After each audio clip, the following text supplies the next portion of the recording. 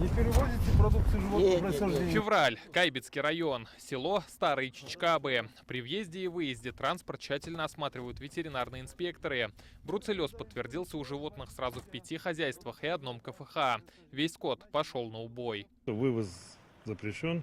Завоз тоже запрещен. Месяц спустя очаг бруцеллеза нашли в Зеленодольском районе. Вирус подтвердился у 8 коров в крестьянско-фермерском хозяйстве. Объявили карантин.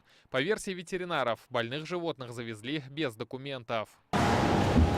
После 30 лет благополучия, начиная с прошлого года, в Татарстане выявили уже 5 очагов бруцеллеза. Утилизировать пришлось свыше 6 тысяч голов КРС. Скот пришлось везти за 2000 километров в Дагестан на мясоперерабатывающее предприятие. По словам специалистов, учитывая напряженную ситуацию с бруцеллезом в стране, Татарстану необходим свой такой комплекс. Когда вспышка возникает, то необходимо быстро и своевременно произвести забой этого скота. А так как площадка отсутствует на территории республики, на это уходит время, чтобы его транспортировать. И не факт, что данный скот доедет до Дагестана. Возникает большая угроза. Возможно такое, что не доезжает, скот распродается. Сертифицированно, если даже одна будет, я думаю, это какое-то для нас тоже будет хорошо, неплохо не будет от этого. О том, что такое производство нужно в Татарстане, специалисты Россельхознадзора озвучили на этой неделе в Госсовете. Как подчеркнули, в России неблагополучными по бруцеллезу считаются 32 региона. Среди них наши соседи. В Татарстане пока все спокойно, но ситуация может измениться. Отсутствует площадка для временного содержания животных и птиц, где можно провести карантин,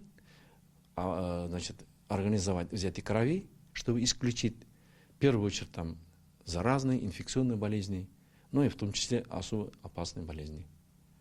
Второе, если потребуется опять-таки это организовать, и водопой, и кормление, фронт кормления, и должен быть энное количество обслуживающий персонал, в том числе ветеринарные специалисты.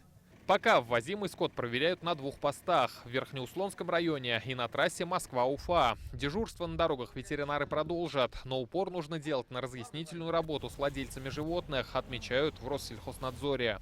По словам специалистов, главная причина вспышек заболевания – несанкционированный ввоз скота. Ведь бруцеллез проявляется не сразу, а одно больное животное может заразить большое поголовье. Чтобы это предотвратить, необходимо соблюдать ветеринарно-санитарные правила. Практика показывает, зачастую фермеры игнорируют минимальные требования по защите предприятий. Это сплошное ограждение, дезинфекционный барьер, санитарный пропускник. В настоящее время подавляющее большинство наших предприятий по содержанию крупного рогатого скота не обеспечивает даже эти минимальные условия. Сейчас у ветеринаров горячая пора. Специалисты вместе с мусульманами готовятся к одному из главных праздников – Курбан-Байраму. Учитывая неблагополучную обстановку в стране, ветеринары призывают приобретать только местных баранов. Рамиль Галиуллин, Алмаз Заединов, ТНВ, Казань.